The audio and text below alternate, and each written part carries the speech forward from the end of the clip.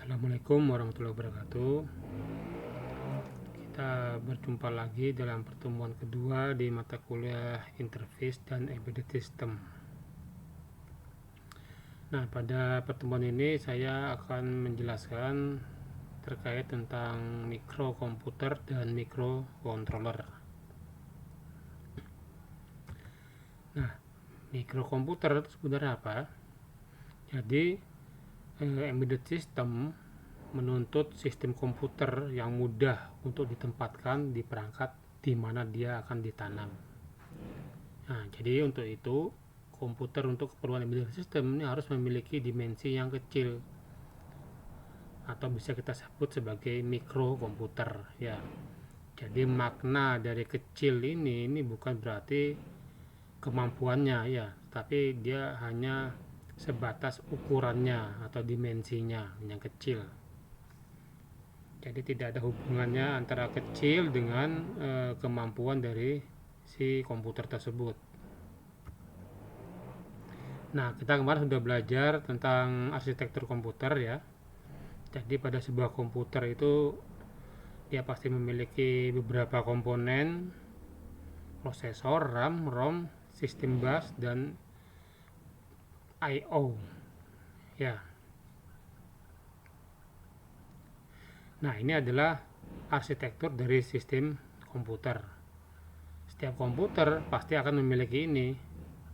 Nah, sekarang teknologinya yang sekarang berkembang, bagaimana caranya mengemas semua komponen-komponen ini dalam bentuk atau dalam dimensi yang sekecil mungkin. Ya. Nah, kemarin sudah saya singgung sedikit bagaimana pilihan dari komputer untuk embedded system. Kalau teknologi yang pertama mungkin dikenal dengan istilah SBC, Single Board Computer ya. Jadi ini merupakan komputer utuh ya. Jadi di dalamnya ada prosesor, ada RAM, ROM, sistem bus, dan I/O yang dimana mereka semua disatukan dalam sebuah board ya, atau PCB. Nah, untuk keperluan sekarang ini udah jarang dipakai karena membuat sistem tidak fleksibel, ukurannya juga jadi semakin besar ya. Nah, sekarang yang populer untuk digunakan di perangkat embedded system ini disebut dengan istilah microcontroller ya. Jadi variannya banyak ini microcontroller ini ya. DSP pun sebenarnya ya bagian dari microcontroller. Bahkan ini juga ASIC atau Application Specific Integrated Circuit ini juga merupakan bagian dari microcontroller juga ya. Hanya saja kalau microcontroller ini yang umum ya, ini masih mudah untuk dibangun atau di generate atau diprogram ya kan. Sedangkan kalau yang bagian ini ASIC ini dia biasanya sudah tertanam aplikasi khusus ya. Jadi ini sifatnya dia pesanan istilahnya ya. Jadi produsen embedded system dia memesan ASIC untuk keperluan dia, kemudian dicetak dalam papan atau dalam bentuk chip. Nah, jadi nanti tinggal dipakai. Jadi tidak bisa lagi diubah-ubah. Nah, kalau ini microcontroller kita masih bisa mendesain dia untuk keperluan apapun ya. Jadi masih fleksibel. Nah, DSP pun juga sebenarnya microcontroller juga, iya. DSP ini juga microcontroller. Hanya saja dia di sini dibekalin dengan signal processing. Ya, jadi signal processing itu merupakan dia memiliki perangkat hardware di dalam chip, di dalam prosesornya yang mampu untuk mengolah bilangan float atau bilangan pecahan ya. Jadi tidak semua microcontroller itu bisa atau mampu mengolah bilangan pecahan ya. Nah, kalau di DSP dia sanggup karena dia dilengkapi dengan perangkat hardware. Lalu apakah kalau microcontroller yang tidak punya perangkat hardware untuk signal processing dia tidak bisa mengolah bilangan float? Ya bisa. pasti bisa. Hanya saja untuk mengolah bilangan float pada microcontroller yang tidak dilengkapi dengan piranti signal processing atau DSP, dia mengolahnya secara software ya. Jadi kita yang harus membuat modul-modul software yang mana nanti dia bisa memanipulasi nilai dalam bentuk bilangan float. Nah, berbeda dengan DSP. Kalau DSP untuk mengolahnya tidak perlu lagi dimanipulasi karena dia sudah memiliki perangkat signal processing di dalamnya ya. Nah, jadi dari sisi kecepatan eksekusi ini DSP jauh lebih cepat dalam mengolah bilangan float. Ya, karena itu tadi ya. Nah, sedangkan FPGA ini untuk keperluan khusus. Kita bisa mengenerate perangkat-perangkat diskrit di dalam FPGA. Nah, ini mungkin nanti dipelajarin di desain sistem digital misalnya ya. Ya, itu pilihan-pilihan mikrokomputer untuk digunakan pada embedded system.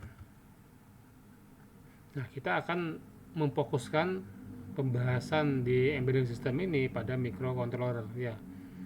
Karena itu yang akan kita gunakan sebagai piranti atau mikrokomputer untuk embedded system.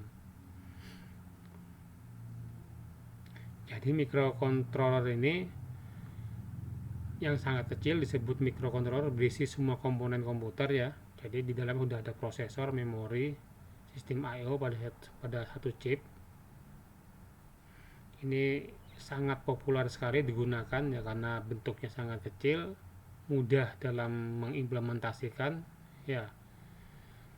Jika dibandingkan dengan SBC tadi ya, jadi kita tidak perlu lagi membuat jalur sistem busnya ya, yang pastinya akan sangat sulit sekali. Dengan microcontroller pekerjaan itu menjadi lebih mudah. Nah, makanya microcontroller menjadi populer digunakan pada piranti-piranti embedded system. Nah, kita akan bicara tentang sejarah dulu, sejarah dari microcontroller ini.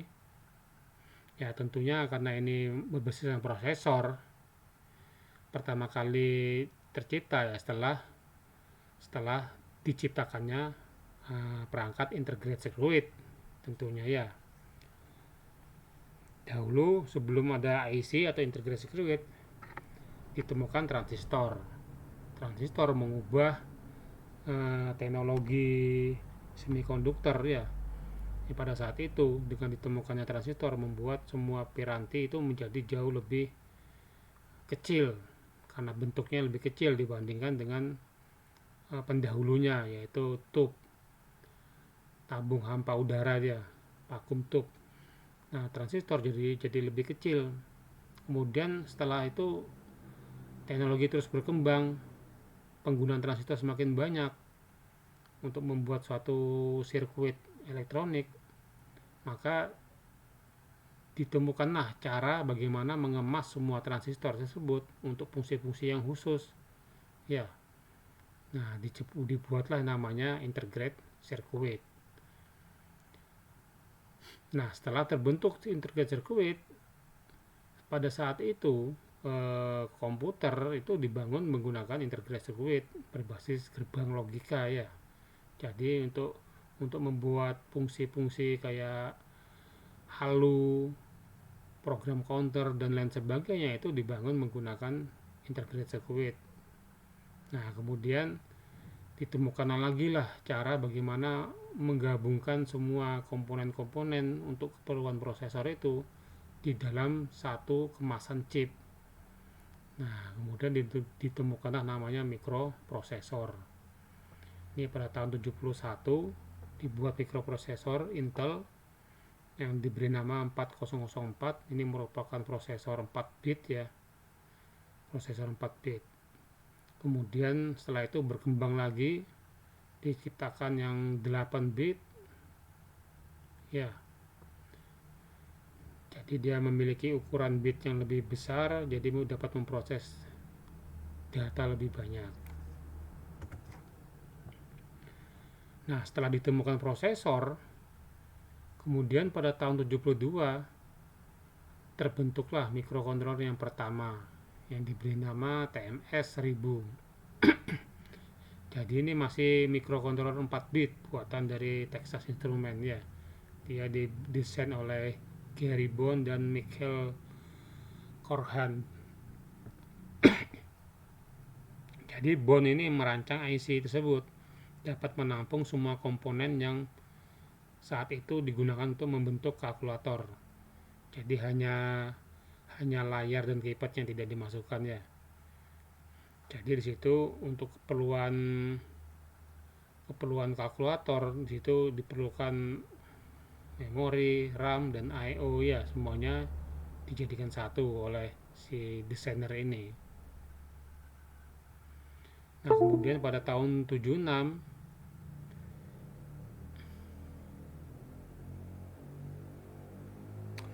Intel juga membuat mikrokontroler yang pertama yang diberi nama 8048.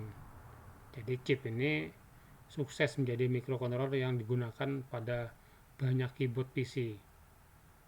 Ya, jadi sehingga Presiden Intel saat itu menyatakan bahwa mikrokontroler merupakan salah satu produk tersukses dalam sejarah perusahaannya.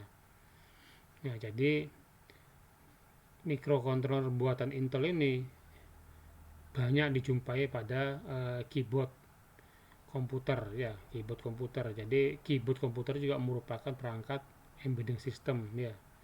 Jadi dia tugasnya eh, menerjemahkan penekanan tombol pada keyboard diubah menjadi kode asli kemudian dikirim ke perangkat komputer melalui perangkat I/O khusus ya.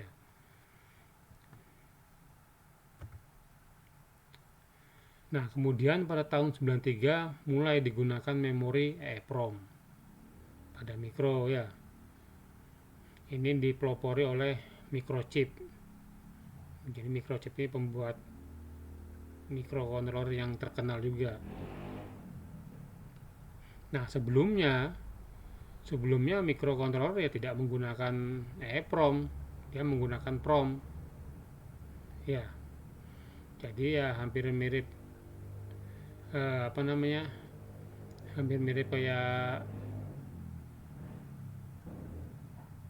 memori ROM yang terdahulu di mana dia proses penanaman codingnya itu dilakukan oleh perusahaan ya, atau bisa juga dilakukan oleh apa namanya pengguna, tetapi untuk menghapusnya menggunakan sinar UV ultraviolet, itu dikenal dengan EEPROM ya. Tapi kalau EEPROM, proses penghapusan data di dalam memori tersebut itu menggunakan sinyal elektrik ya. Jadi dengan menggunakan sinyal elektrik ini maka membuat lebih cepat dibandingkan dengan EEPROM. Jadi hal ini memungkinkan membuat prototipe menjadi lebih cepat ya, dan lebih mudah tentunya karena tidak memerlukan peralatan yang mahal dan nah, kemudian pada tahun yang sama juga Atmel juga memperkenalkan mikrokontroler pertama yang menggunakan memori flash. Jadi ini di atas dari EEPROM. Nah, selanjutnya apa next? Ini teknologi mikrokontroler sekarang ini terus berkembang. Ya, banyak fitur-fitur atau perangkat-perangkat atau peripheral yang disematkan atau ditanamkan ke dalam mikrokontroler. Itu semakin banyak. Bisa juga dengan dari sisi prosesor yang digunakan. Kalau dari awal itu digunakan 4 bit, kemudian naik menjadi 8 bit ya. Sampai saat ini bahkan untuk mikrokontroler sendiri ada yang menggunakan 64 bit ya. Bahkan nanti teknologi berikutnya itu juga semakin terus berkembang. Bahkan sekarang ini sudah ada yang namanya SoC atau System on Chip. Ini biasanya digunakan di smartphone. Ini lebih kompleks lagi. Ya, dia lebih kompleks lagi karena dia biasanya udah terintegrasi dengan perangkat-perangkat untuk pengaturan, kayaknya contohnya di dalam shocknya smartphone dia memiliki perangkat untuk apa, pengaturan LCD, ya, GPU-nya sudah ada, dan sebagainya. Jadi apa namanya, komponen atau peripheral yang ditambahkan itu semakin semakin kompleks dan semakin banyak, ya. Jadi teknologi sekarang terus terus berkembang.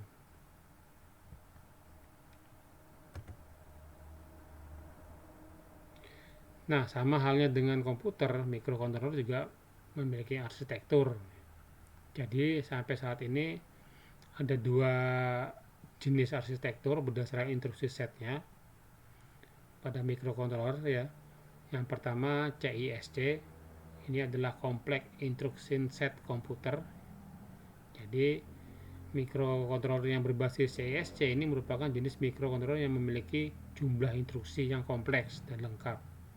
Ya, jadi contohnya microcontroller CISC ini adalah Intel 80C51 atau dikenal dengan istilah MCS51. Kemudian ada juga Motorola 68HC11.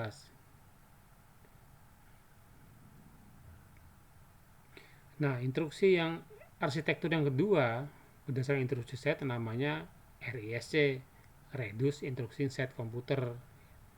Jadi microcontroller ini memiliki jumlah instruksi yang terbatas dan sedikit, ya, dibandingkan dengan CISC, ya. Jadi pada arsitektur RISC jumlah instruksi lebih sedikit tetapi memiliki banyak register dibandingkan dengan CISC.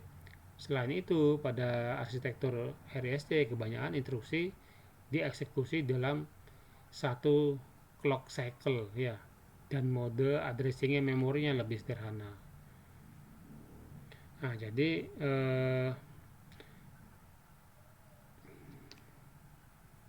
clock cycle ini sangat sangat menentukan sekali, dia sangat menentukan sekali dalam proses atau kecepatan dari memproses sebuah instruksi, ya. Jadi clock itu eh, merupakan detak atau sinyal detak yang dimasukkan ke dalam mikro sistem komputer, ya. Dengan adanya sinyal detak itu dia nanti akan mampu untuk memproses semua instruksi yang diberikan. Nah, ini satuannya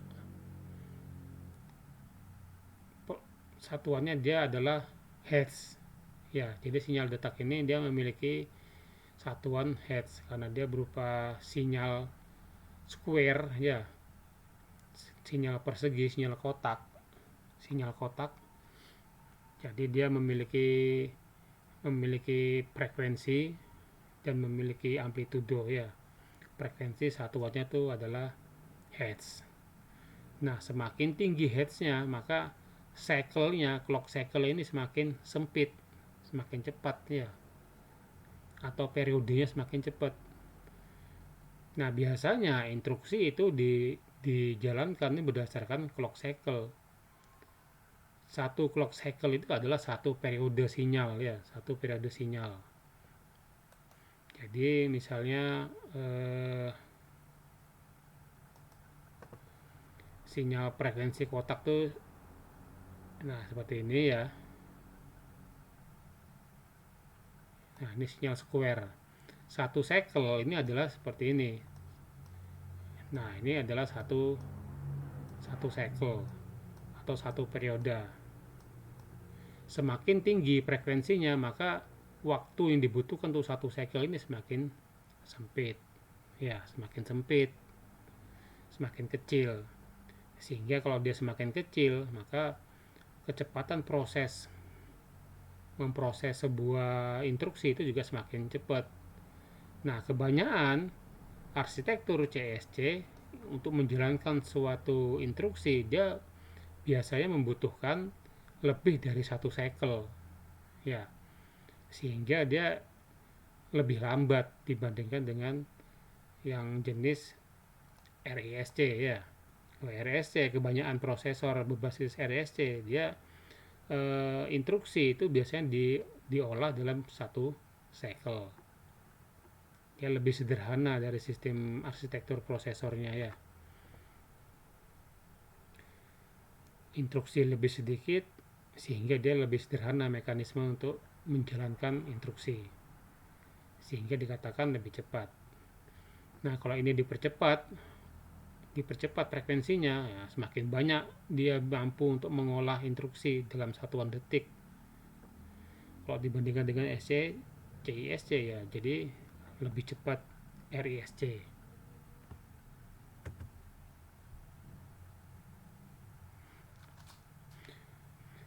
Nah, perbedaan instruksi set tadi ini juga membuat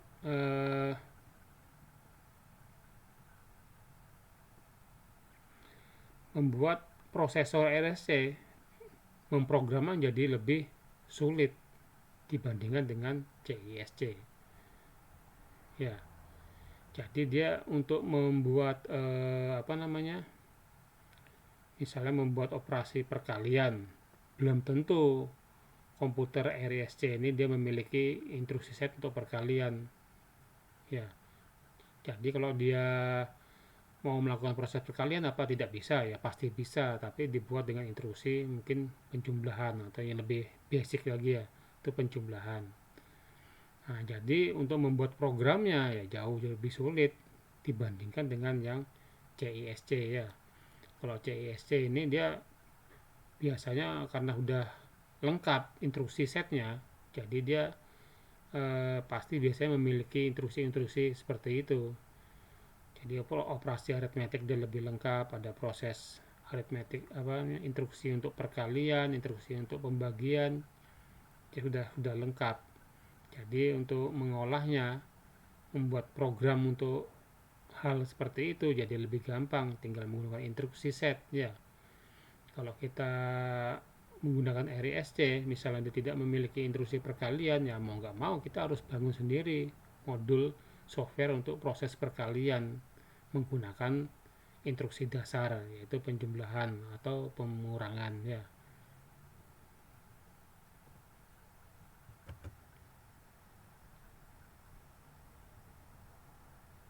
Nah, ini ya contohnya perbedaan dari RISC dan CISC.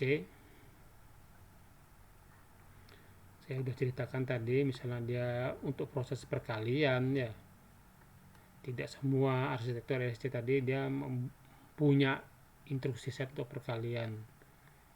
Ya kalau tidak punya mau nggak mau harus dibuat sendiri dengan instruksi yang lebih dasar lagi.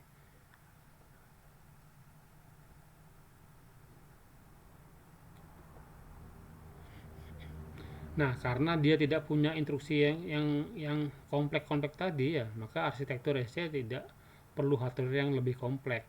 Ya, jadi kenapa?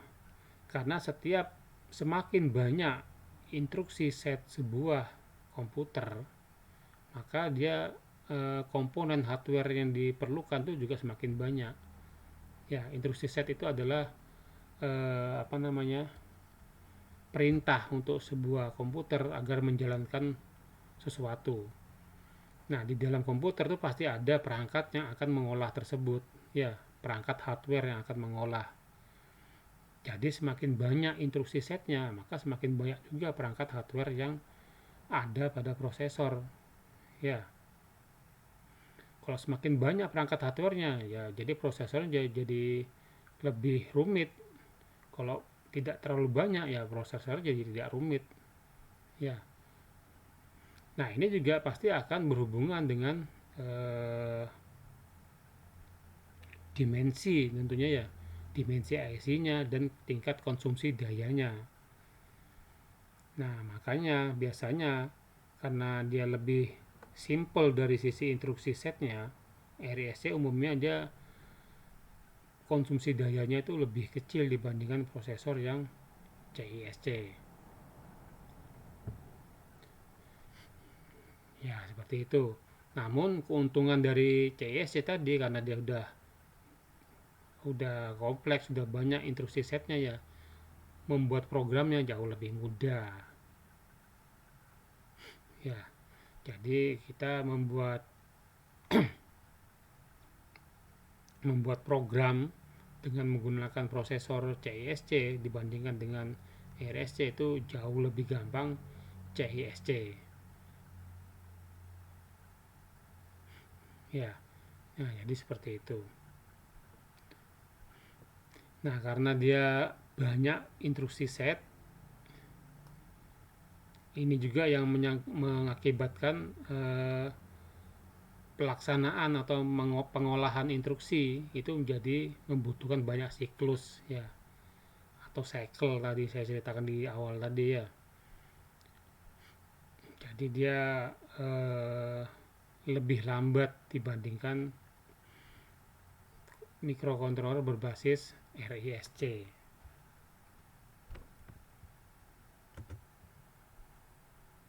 Nah, yang kedua, arsitektur berdasarkan konfigurasi bus. Ini menyangkut perangkat kerasnya. Jadi ada dua model arsitektur mikro berdasarkan konfigurasi bus. Yang pertama yaitu von Neumann. Ya, von Neumann. Ini. Nah, ini von Neumann. Jadi dia memori program dan memori data ini berada pada bus yang sama ya. Modelnya seperti itu. Sedangkan yang model kedua, arsitektur kedua itu Harpad. Nah, pada Harpad ini memori untuk instruksi atau ROM ini terpisah dari memori data dan I/O.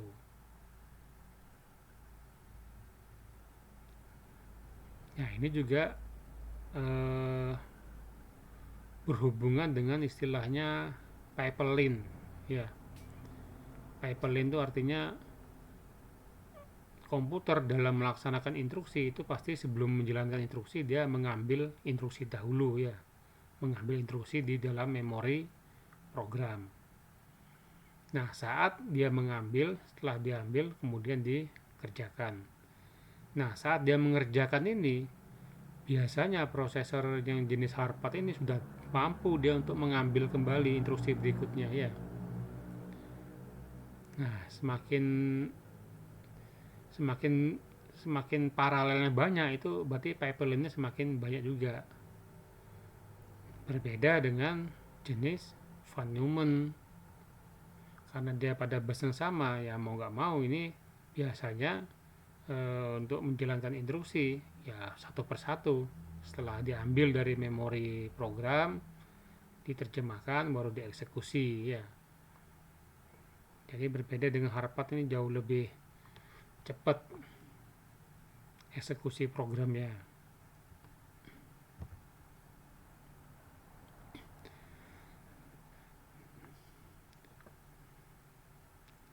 Nah, microcontroller untuk siap diletakkan pada perangkat embedding system biasanya dia dilengkapi dengan beberapa fitur-fitur ya, fitur-fitur khusus.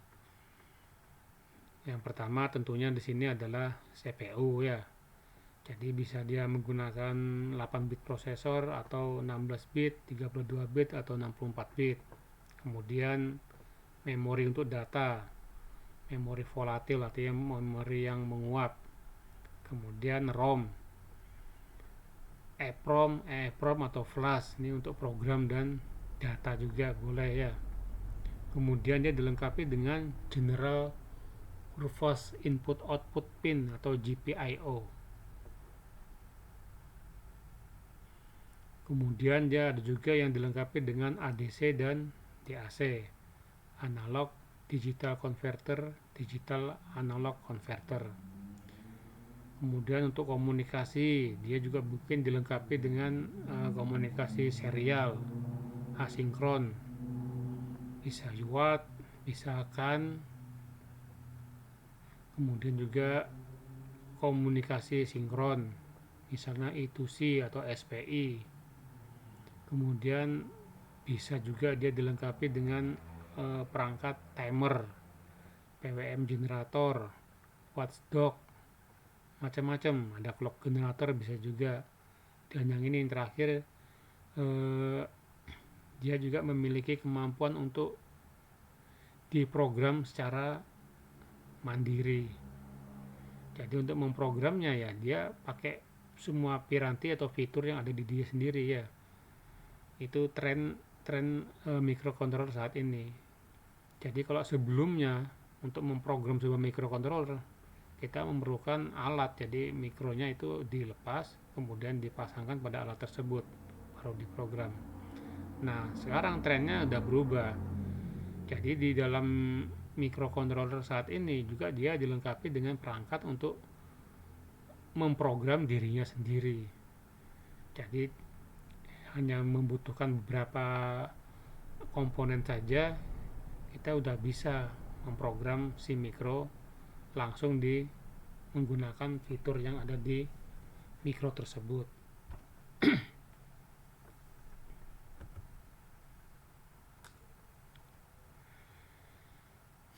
Nah, untuk memprogram biasanya microcontroller juga dia dilengkapi dengan programming environment, lingkungan program ya. Jadi untuk memprogram microcontroller ini awalnya dalam bahasa assembly ya, jelas ya. Jadi bahasa assembly tadi ini merupakan kumpulan dari instruksi set. Jadi instruksi set yang dia miliki itu akan disusun jadi bahasa program assembly, di mana isinya itu ya tergantung dari apa yang akan kita lakukan atau inginkan dari sebuah microcontroller tersebut ya. Nah kemudian berkembang kembali, jadi sudah, karena bahasa assembly itu lebih susah mempelajari bahasa assembly ya daripada bahasa tingkat tinggi, maka dikembangkanlah pemrograman tingkat tinggi untuk perangkat microcontroller. Nah saat ini menjadi yang tren populer itu adalah bahasa C dan C++. Namun belakangan juga bahasa tingkat yang lebih tinggi lagi kayak model Python ataupun JavaScript ini juga sudah ada yang digunakan untuk memprogram mikro.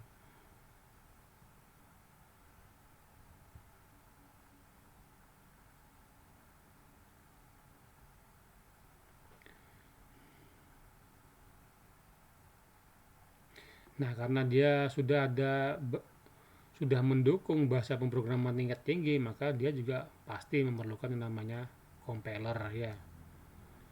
Jadi compiler inilah yang nantinya akan menerjemahkan bahasa tingkat tinggi kayak C dan C++ ini menjadi bahasa assembly lagi atau bahasa instruksi set atau bahasa mesin ya.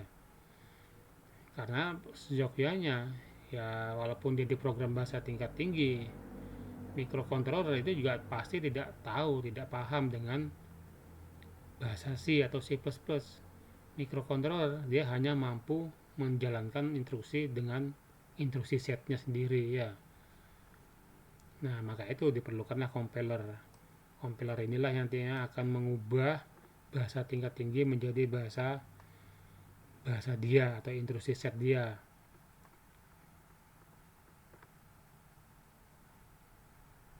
Nah biasanya compiler ini disediakan oleh pabrikan pembuat dari microcontrollernya.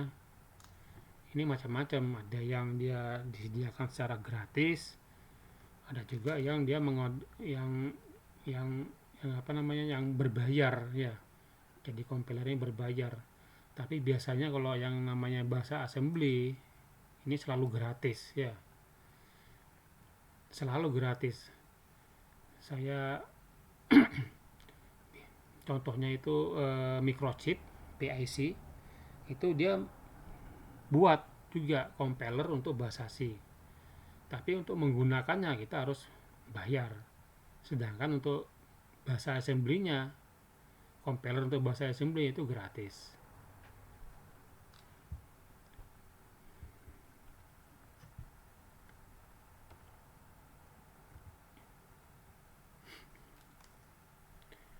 Ya ini adalah contoh-contoh produsen pembuat mikro ya. Jadi banyak sekali variasi atau tipe-tipe dari microcontroller ini. Ini ada ARM Core Processor ya. Ini dia nih perusahaan yang tujuannya hanya mendesain saja, mendesain apa namanya prosesor atau core-nya atau microcontroller-nya berbasiskan ARM. Nah, nanti pengaplikasiannya tuh banyak banyak vendor yang memanfaatkan. Ya, ini dikenal dengan istilah ARM Cortex. Bahkan perangkat smartphone sekarang juga menggunakan arsitektur ARM ini. Kemudian ada microchip. Microchip ini dia memiliki jajaran microcontroller dari keluarga AVR, AVR32, dan keluarga AT91 SAM 32 bit. Selain itu, microchip juga memiliki microcontroller dari keluarga PIC. Sama ada yang 8 bit, 16 bit, bahkan dia ada juga yang DSP sudah ya. Kemudian ada G-Press, Press Color, macam-macam. Banyak sekali jenis microcontroller yang ada di dunia ya tentunya ya, di pasar global.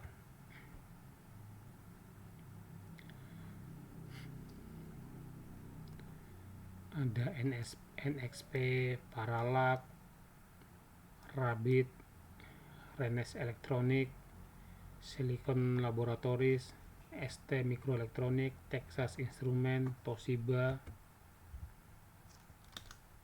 dan masih banyak lagi. Nah, dari sekian banyak prosesor atau microcontroller yang beredar itu, kita harus menggunakan yang mana? Pasti pertanyaannya seperti itu ya. Nah, di sini ada beberapa kriteria ya. Kriteria yang bisa kita jadikan acuan untuk memilih microcontroller. Jadi ini tujuannya dengan adanya kriteria ini kita akan mendapatkan sistem yang efisien dan hemat biaya. Ya, jadi biasanya untuk memulai mendesain suatu sistem embedded system itu biasanya kita harus menentukan dulu ya jenis microcontroller yang akan digunakan. Ya, ini bisa dilihat dari beberapa syarat, misalnya dari sisi kecepatannya atau frekuensi kerja prosesornya, kapasitas RAM dan ROM, jumlah GPIO ya, tingkat konsumsi daya, kemasan, kemudian harga. Nah, ini semua ini harus disesuaikan dengan sistem yang akan kita bangun. Ya, jadi jangan sampai kita memilih sistem yang powerful, padahal kebutuhannya ya tidak sepowerful itu ya. Misalnya kita membuat sistem yang sederhana dengan prosesor 8 bit itu juga sudah bisa, karena ingin bagus, terlihat bagus, kita menggunakan yang 32 bit misalnya ya, dengan memori yang besar, RAM yang besar. Nah, itu dari sisi efisiensi ya tidak sangat efisien, karena kebutuhannya pasti tidak sebesar itu ya. Apakah bisa? Ya pasti bisa ya. Jadi sistem yang sederhana dikerjakan oleh sistem prosesor yang 32 bit dengan kemampuan RAM dan ROM yang besar, jumlah GPI yang banyak, itu pasti bisa. Cuma jadi boros ya kan sistem kita ya. Kemudian kemudahan dalam membangun sistem. Jadi dalam mengembangkan project embedded system berbasis mikro diperlukan development tool ya, yang terdiri dari perangkat software untuk memprogram dan perangkat alat untuk mengupload program.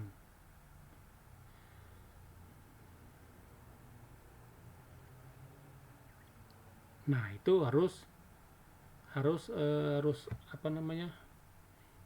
harus tersedia. Kita milih prosesor tapi software-softwarenya itu harus berbayar, pasti tidak enak. Lebih mudah kalau kita memilih prosesor yang perangkat programmernya itu disediakan gratis ya. Itu jauh lebih lebih mengenakan, lebih memudahkan, karena dari sisi cost atau biaya yang dikeluarkan itu juga jadi lebih kecil ya. Ya mungkin kalau tingkat-tingkat untuk perusahaan besar ya tidak ada masalah ya kan. Tapi kalau kita untuk belajar di sini, kita usahakan nanti kita juga menggunakan microcontroller yang perangkat software untuk memprogram itu free atau gratis. Kemudian perangkat untuk mengupload itu bisa dibuat sendiri. Jadi tidak perlu membeli ya. Kemudian kriteria yang ketiga, ketersediaan untuk saat ini dan masa datang.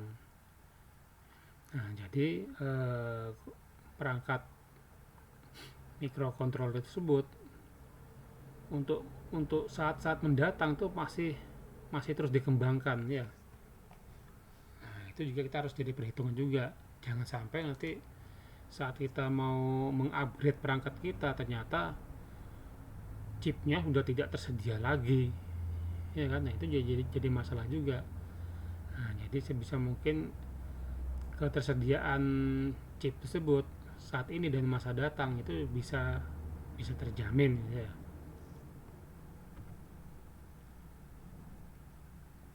Nah, sekarang tadi kita membahas tentang microcontroller, kita sekarang akan lebih menjurus ke microcontroller jenis AVR. Jadi nanti AVR ini yang akan kita gunakan di dalam praktikum, baik yang berbasis simulasi ataupun nanti yang mungkin kita akan lakukan di lab ya. Jadi AVR ini microcontroller jenis dengan arsitektur RSIC dan arsitektur hardware-nya dia berjenis Harvard ya. Jadi ini dibuat oleh Atmel pada tahun 1996. Jadi produsennya adalah Atmel. Sejarahnya dia dirancang oleh dua orang mahasiswa dari Norwegian Institute of Technology ya. Ini namanya Alf Egil Bogen dan Vegard Wollan ya. Nah, pertama kali AVR sendiri ini dia dikembangkan oleh Nordic VLSI. Sekarang lebih dikenal dengan nama Nordic Semiconductor ya. Nah, kemudian arsitektur AVR ini dijual kepada Atmel. Kemudian pada tahun 2016 perusahaan Atmel diakuisisi oleh Microchip. Ya. Nah, jadi setelah diakuisisi oleh Microchip ini banyak pengembangan yang dilakukan untuk AVR. Dan mungkin beberapa tipe MCU AVR tidak dilanjutkan untuk diproduksi ya.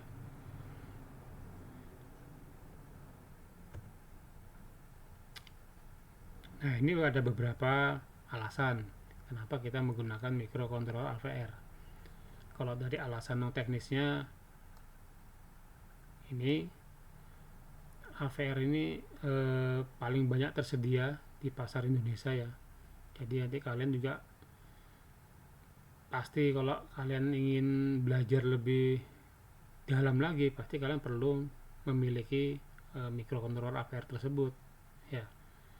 Nah, kalian jangan khawatir karena AVR ini banyak dijual di pasar Indonesia. Karena banyak dijual, harganya pun murah ya.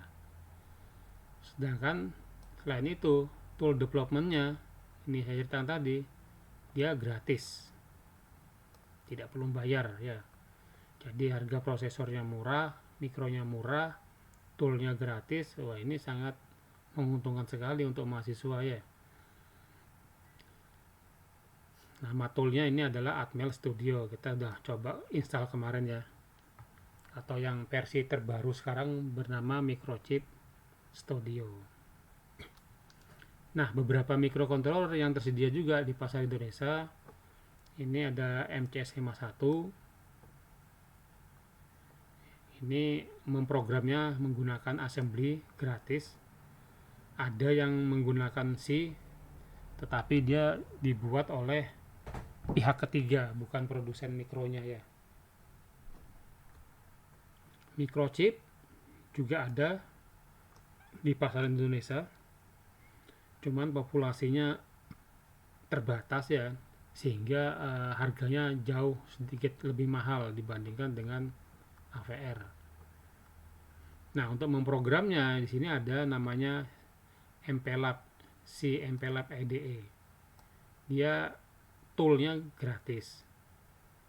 Tetapi kalau ingin menggunakan compiler C, itu biasanya ada prasyaratnya ya.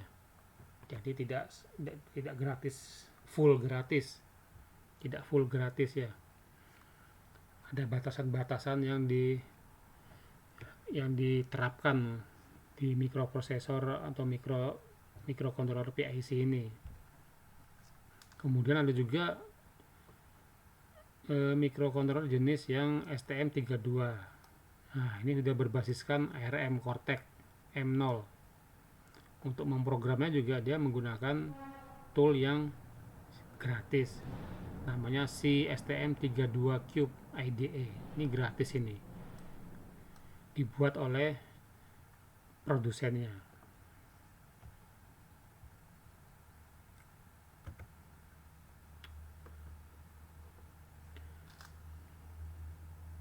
Nah, ini saya cerita sedikit tentang AVR family ya. Jadi selama berada di bawah Atmel, terdapat beberapa jenis AVR MCU yang diproduksi. MCU ini adalah microcontroller ya.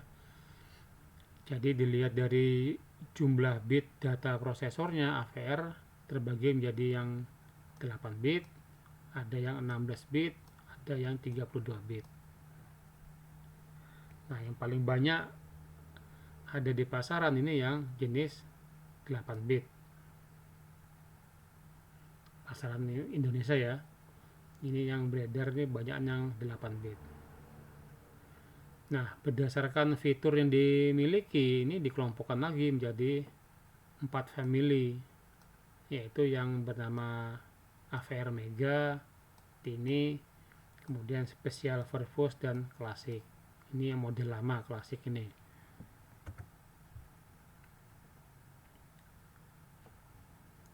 Ya, jadi ini AVR model pertama yang dibuat oleh AVR.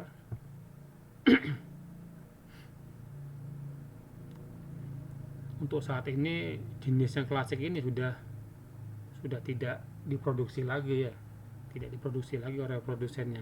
Jadi pun kalaupun ada di pasaran itu pasti stok lama. Ya, di sini dia yang kedua Tini AVR. Jadi ini mengapa dikatakan Tini, karena dia memiliki intrusi set yang lebih sedikit dan kemasan yang kecil. Nah, ya ini beberapa karakteristik dari Tini AVR ini.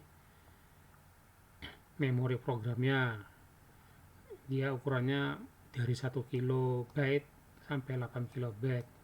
Kemasan chipnya ini dari yang 8 pin sampai yang 28 pin. Peripheral yang terbatas. Intrusi set yang terbatas, dia tidak memiliki intrusi set perkalian. Nah, ya, ini contoh-contohnya. ATTini 13, ATTini 25, 44, 84 ya. Ini memori ROM-nya maksimal dia 8 kilobyte. Nah, kemudian family yang kedua nih yang namanya Mega AVR. Dari seri AVR ini dikatakan powerful, dia memiliki intrusi set yang lengkap. Ya, di atas 120 dan peripheral yang lebih banyak ya.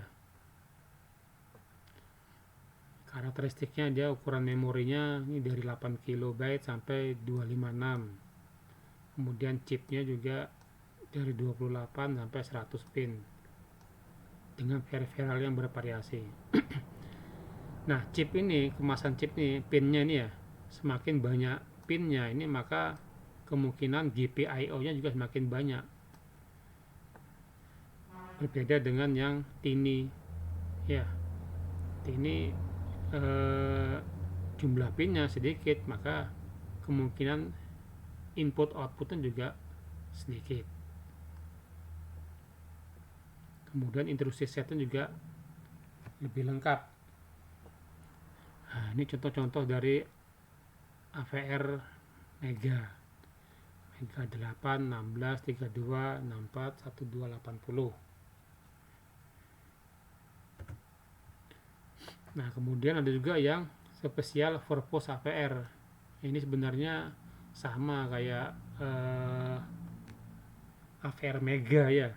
Hanya saja dia didesain untuk tujuan yang lebih spesifik, misalnya untuk perangkat berbasis USB, komunikasi CAN, misalnya untuk penggerak LCD, untuk Ethernet, atau untuk PWM. Nah, ini contoh-contohnya nih. Ini yang untuk CAN, komunikasi CAN. CAN 128, USB 1286, PWM 216. Ini untuk LCD ya, penggerak LCD. Jadi dia juga menyediakan family atau jenis prosesor, controller, microcontroller yang untuk keperluan khusus, lebih spesifik.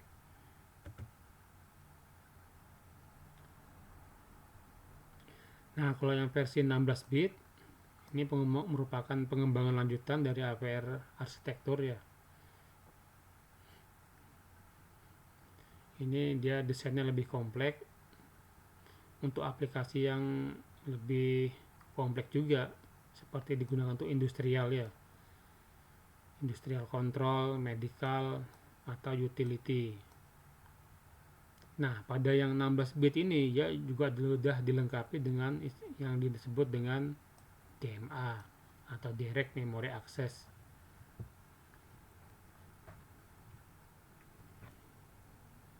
Kemudian beberapa fitur juga ditingkatkan, kayak ADC di sini sudah menggunakan yang 12 bit ya.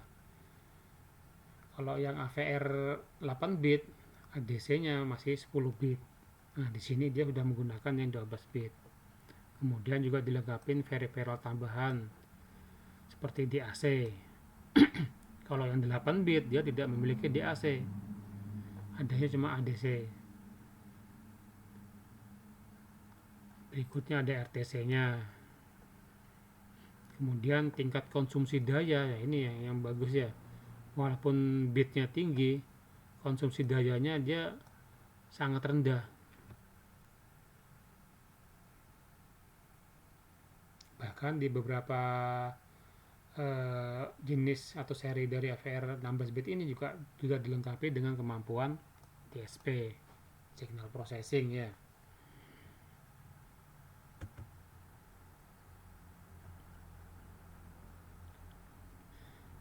Nah, ini adalah seri-seri terbaru dari AVR.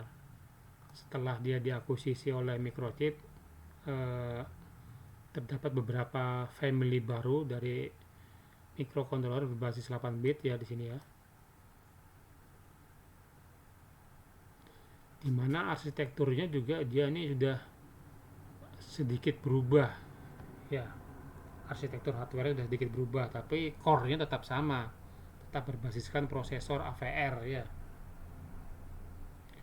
Di antaranya dia di sini sudah menggunakan bus matrix, bukan hardpad lagi ya. Tadi ya kalau kita bicara awal kan hardpad, ini udah dia berbasis bus matrix. Ini pengembangan baru dari sistem bus hardpad. Nah, di sini family baru tersebut kayak ini ada namanya Tiny AVR 0 series, Tiny AVR 1 series, Tiny AVR 2 series, Mega AVR 0 series, AVR DA, AVR DB. Ini family baru dari keluarga AVR. Nah, ini contoh-contoh dari device-nya ya.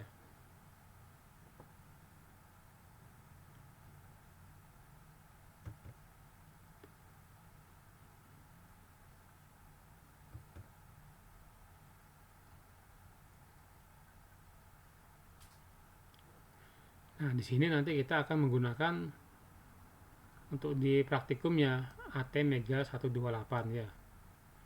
Nah, ini adalah arsitektur dari ATmega 128. Ini adalah prosesornya, CPU-nya ya. Jadi core-nya tetap menggunakan core AVR. Nah, di sini ada database I/O, dan database untuk flash atau ROM-nya. Jadi di sini terpisah ya. Database untuk antara memori ROM, memori program dengan memori data ini sudah terpisah dia, tersendiri. Nah, makanya ini dikatakan sebagai arsitektur Harvard. Nah, ini adalah periferalnya. Ya, ada I/O, ada ADC, ada analog komparator, ada timer, ada komunikasi SPI, ada komunikasi TWI, ada komunikasi USART ya. Nah, ini yang dimiliki oleh si ATmega 128. Jumlah pinnya 64. Kemudian flashnya, ROM-nya 128 kilobit. SRAM-nya 4 kilobit. EEPROM-nya di sini 4 kilobit. Jadi ada dua ROM sini ya. Yang pertama namanya flash, ini untuk menyimpan program. Kemudian yang kedua namanya EEPROM, ini untuk menyimpan data. Jadi ini sama nih, RAM dengan EEPROM ini sama untuk menyimpan data. Hanya saja kalau EEPROM, data yang disimpan di sini dia tidak akan hilang walaupun si AVR-nya ini dalam kondisi mati. Kalau di sini di RAM ini datanya akan hilang selama AVR ini tidak mendapat energi ya. Kemudian dia juga masih bisa ditambah memorinya sampai 64 kilobit. Nah, ini jumlah general purpose I/O-nya sebanyak 53. Komunikasi SPI-nya ada 1, TW-nya ada 1, USART-nya ada 2, ADC 10 bit. Channelnya dia ada 6 channel ya.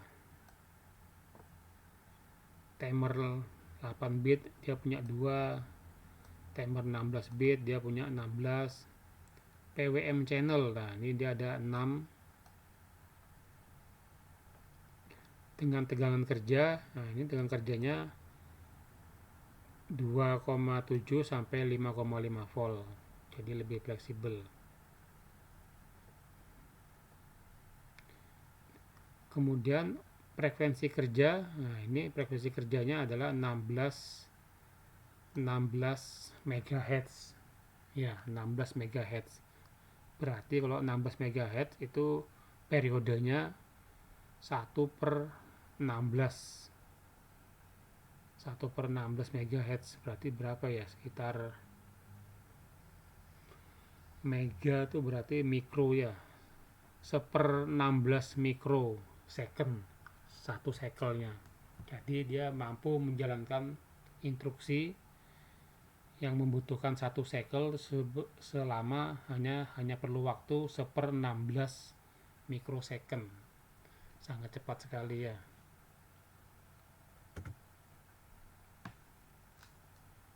Nah, di sistem arsitektur AVR ini, ATmega ini, dia memiliki namanya register, General Purpose Working Register. Dia berjumlah 32. Masing-masing register dia adalah register 8 bit. Ya. Nah, register ini pasti dilibatkan dalam operasi yang menggunakan ALU ya, Arithmetic Logic Unit.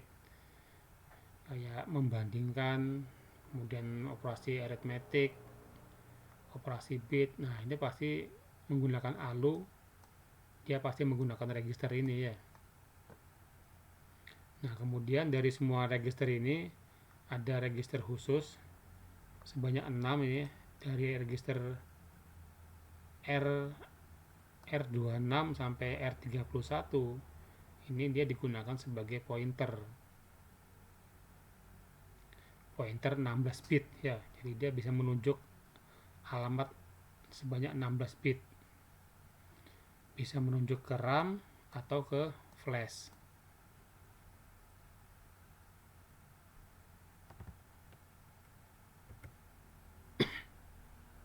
Nah, ini dari sisi flash program, memori program. Nah, kalau memori program ini dia lebarnya 16 bit ya. Berbeda dengan register tadi ya. Register tadi 8 bit, kalau ini 16 bit.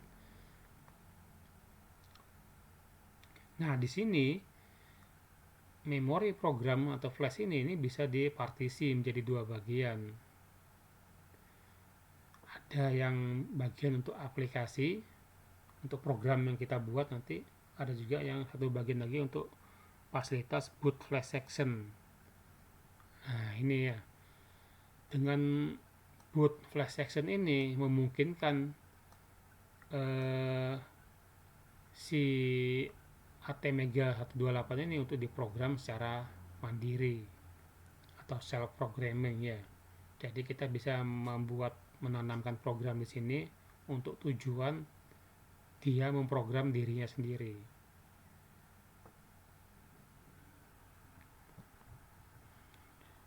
Ya, tapi ya konsekuensinya ya program aplikasi kita jadi berkurang ya. Jadi ini opsional ini. Bisa digunakan, bisa enggak. Kalau digunakan berarti dia akan terpartisi jadi dua. Jadi program kita nanti ya tinggal dari sini sampai sini saja. Bagian kecilnya akan digunakan sebagai boot flash section. Nah, itu opsional. Nah, kemudian data memori. Data memori ini juga terbagi jadi beberapa bagian ya di sini.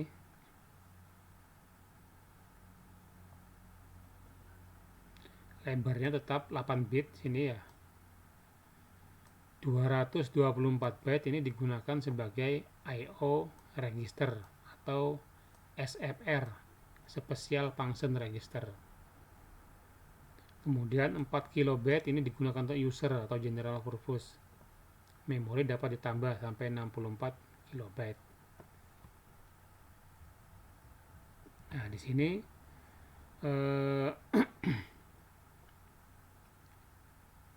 register tadi itu merupakan bagian dari data memori juga di sini ya.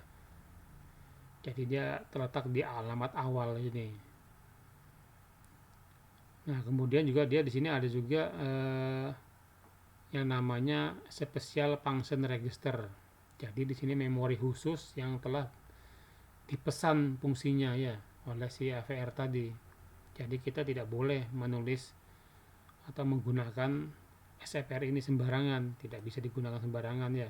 Karena kalau digunakan ditulis sesuatu pasti akan mengubah fungsi dari peripheral yang ada di dalam AVR.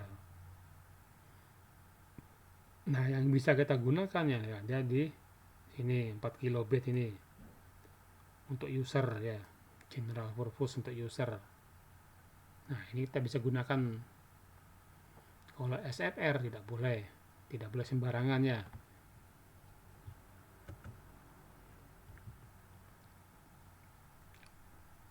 Nah, ini fungsi dari SFR.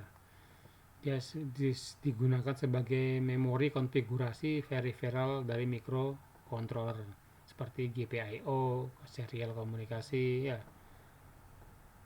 Mengubah nilai maka akan mengubah atau mempengaruhi fungsi dari peripheral. Nah, untuk lebih jelasnya tentang SFR ini kalian nanti bisa cari datasheet ATmega 128 ya. Di sini ada di chapter 34 register summary. Rangkuman registernya. Itu nama-nama dari SFR beserta fungsinya. Nah, untuk instruksi set ATmega 128 ini dia memiliki 133 instruksi set. Di sini dibagi jadi 5 kelompok. Ada yang arithmetic dan logic, ada instruksi percabangan, ada instruksi bit dan bit test, ada instruksi transfer data, yang terakhir instruksi untuk kendali mikronya.